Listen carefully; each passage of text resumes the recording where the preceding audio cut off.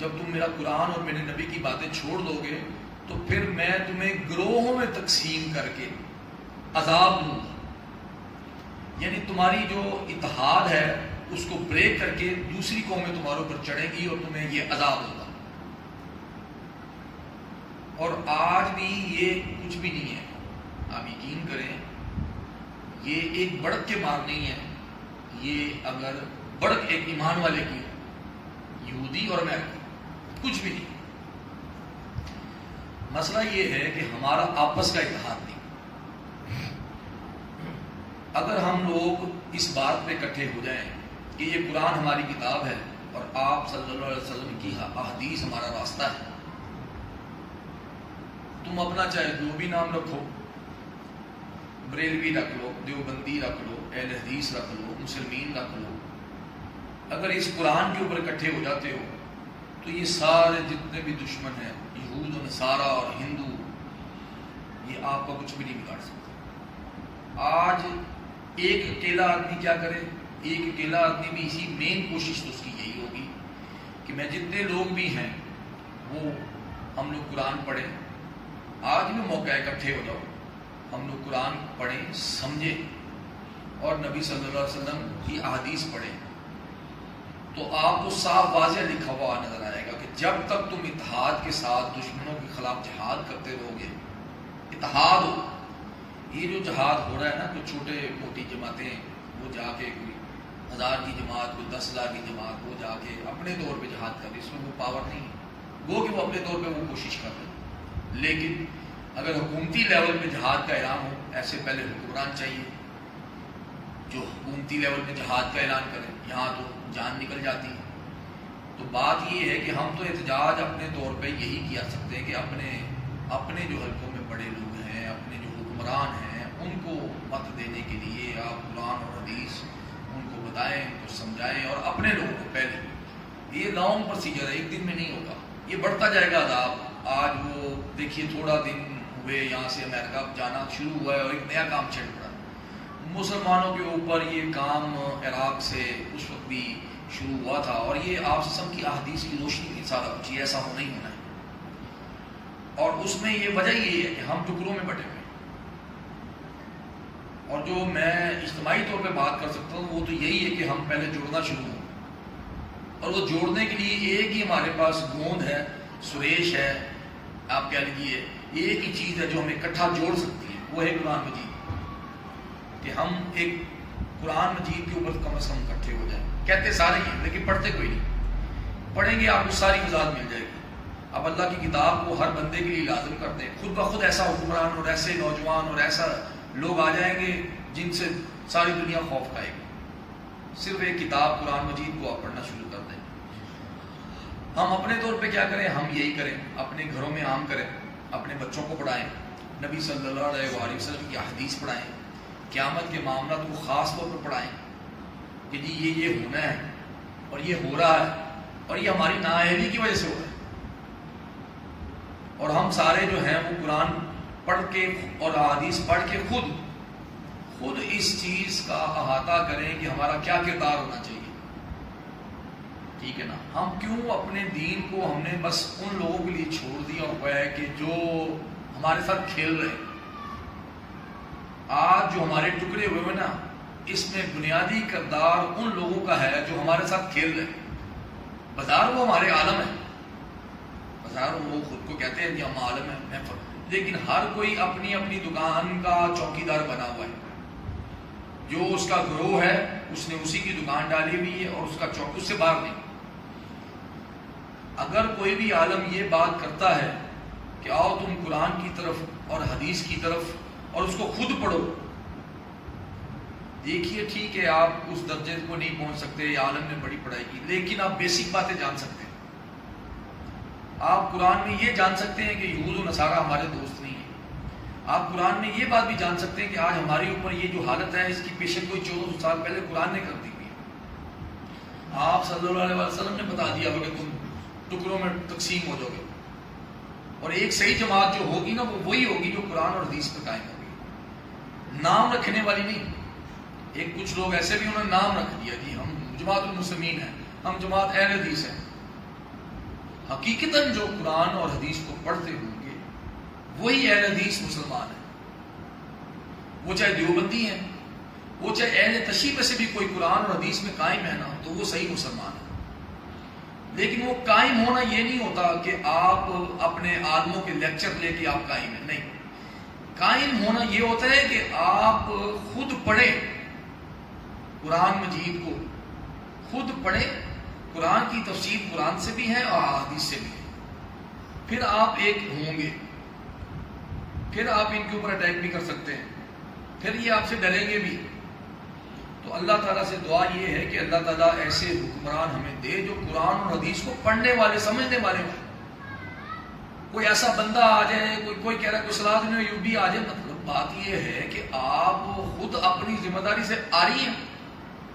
ہم لوگ اپنے بال بچوں تک کو قرآن پڑھانے کے وہ نہیں ہیں، بس عربی میں پڑھا دو ناظرہ، وہ بھی اب بہت ہی کم ہو گیا. تو اس قرآن کو سمجھ کے جس طرح آپ کو پڑھایا جا رہا ہے، اس طرح کتنے لوگوں کی محفلیں آپ دیکھ لیجئے آپ کے معاشرے میں. اور بڑے بڑے علماء نے، ڈاکٹر اسرار احمد ہیں اور ڈاکٹر ذاکر ہیں اور بھی کافی لوگ ہیں، عالم ہیں بہت سارے.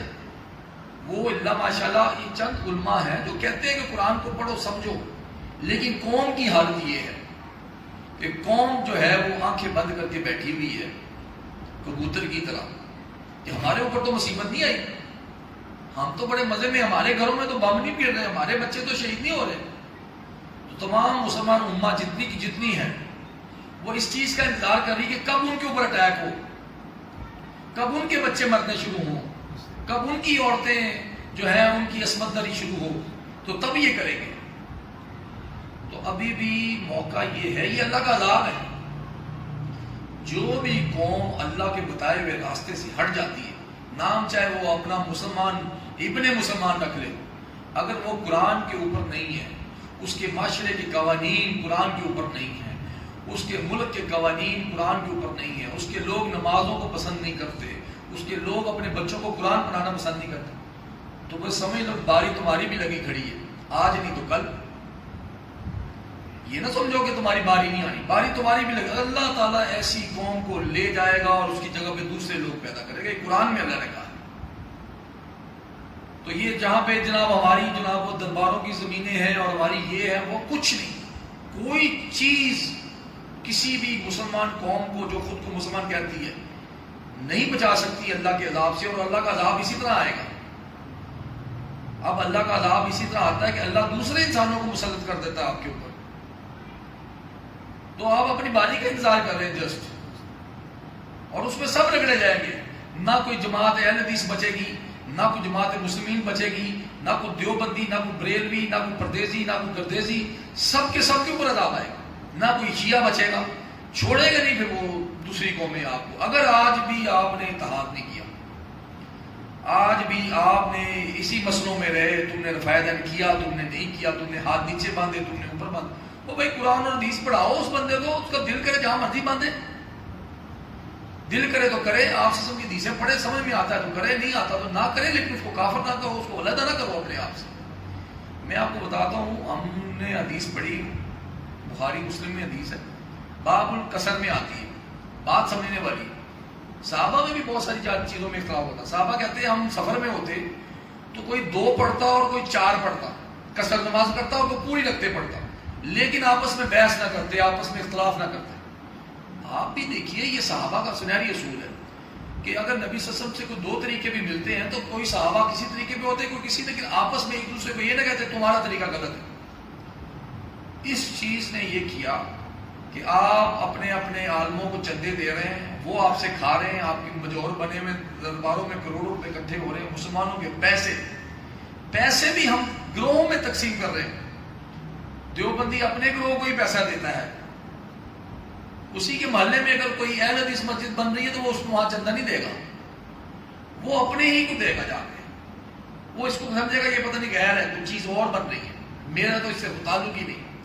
تو جب تک آپ لوگوں کی، ہم لوگوں کی یہی سوچ رہے گی ہم قرآن سے بھٹکے رہیں گے، یہ کوئی نہ کوئی عذاب ہمارے اوپر کسی نہ کسی صورت میں آتا رہے گا. تو ہماری انفرادی طور پر کوشش یہ ہے کہ ہم قرآن کو عام کر دیں. جس کو یہ پیغام پہنچے وہ خود پڑھے قرآن مجید کو ترجمے کے ساتھ. کوئی بات نہیں سمجھ میں آتی وہ جا کے آپ عالم سے پوچھے ساری آیت کی سمجھ نہیں آ رہی. لیکن اکلی جاہل بالکل نہ پڑھنا، بس جب وہ مسئلہ آنا تو جا کے مسئلہ پوچھ لینا. یقین کریں مسئلہ بتا دینا حق ہے، ہم بتاتے ہیں، لیکن افسوس ہوتا ہے ایسے لوگوں کو جو صرف مسئلہ پوچھنے کے لیے آتے اور اپنے آپ سے ان کی یہ بھی کوشش نہیں ہوتی کہ ہم آج کل نیٹ بھی ہے، ہر چیز ہے، ہم کو 2-4 لیکچر سن لیں، ہم کوئی حدیث کو پڑھ لیں. اس باب کے اسلام 360 میں اکثر لوگوں کو گائیڈ کرتا ہوں کہ آپ وہاں پہ صرف اردو میں لکھ دیں، نماز تو نماز کے سارے مسائل آ جائیں گے. آپ اس کو حدیث کے مطابق آپ نماز پڑھیں، آپ کے جو دل کو سمجھ میں آتی ہے آپ وہ پڑھیں. کوئی عالم بھی حدیث کو انکار نہیں کر سکتا، کوئی بھی عالم.